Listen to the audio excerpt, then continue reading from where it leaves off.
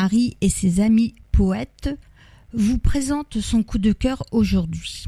Et Florence Isaac est née à Rouen le 1er février 1969, habite à Maloney.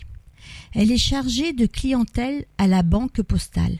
Elle ne sait pas très bien d'où vient cette passion pour la littérature, elle croit que c'est en elle.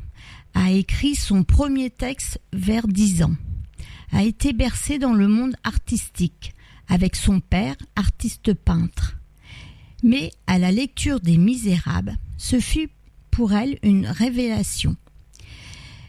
Elle dit souvent qu'elle ne cherche pas les mots, mais que les mots la trouvent.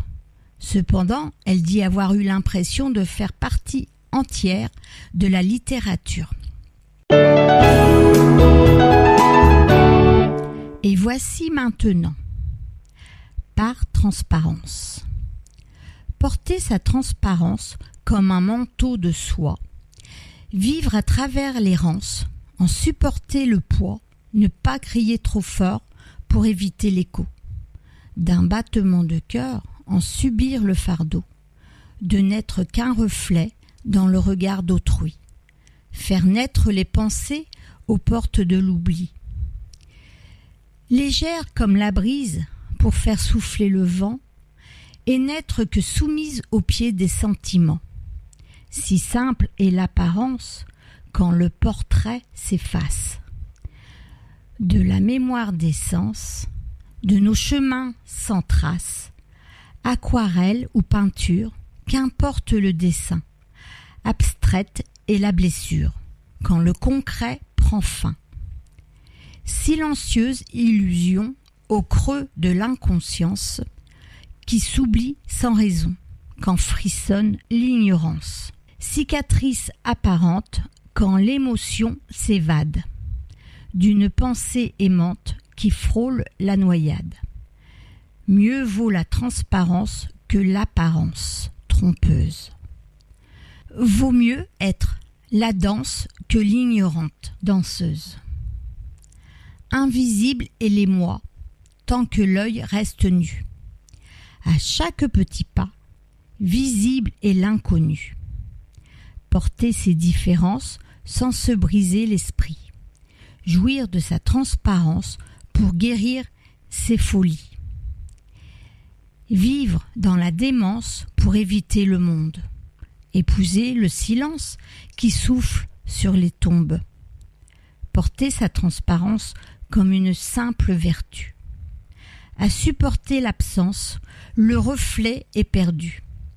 Ignorer l'émotion pour ne jamais connaître la couleur du frisson, la douleur du paraître, vivre par transparence, de l'autre s'enivrer, disparaître en silence, et puis dans l'air rêver, s'évaporer au vent, s'évanouir en fumée, être oublié du temps, vivre l'éternité. Deuxième lecture de poésie de Florence Isaac. L'ultime reflet. Prisonnière de ces mots qui hantent mes écrits, je porte ce fardeau pour alléger ma vie. Je crie chaque pensée pour éveiller l'écho qui ancre le papier et fait rougir ma peau. Libérée de ces chaînes qui entravent ma route, je cours à perdre haleine et je maudis les doutes. Inspirée par la lueur entre l'aube et le jour, je laisse pleurer mon cœur de connaître l'amour. J'écris à ciel ouvert pour ne pas avoir peur de cette ombre en colère qui me parle de la mort. J'ai l'âme qui s'épuise d'avoir tant essayé, de vaincre la bêtise qui me fait regretter. Prisonnière de mes sens par défaut d'émotion, je vis par transparence pour perdre la raison. Au bord de l'insouciance, je rêve d'horizon, où la moindre fragrance a le goût du frisson. Égarée dans le champ de la mélancolie, j'écoute le tourment qui incendie ma vie.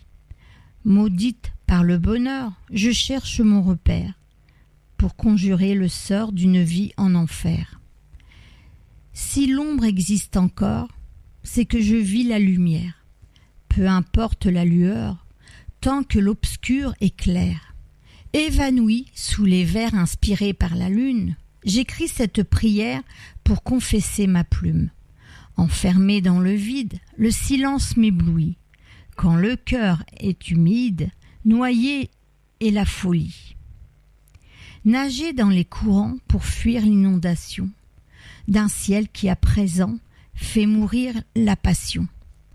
Que puis-je encore écrire qui ne sait être lu? Comme un dernier soupir, comme un don de vertu, mes mots sont à jamais les échos de mon âme, les aveux d'un reflet qui s'éteint sous mes larmes.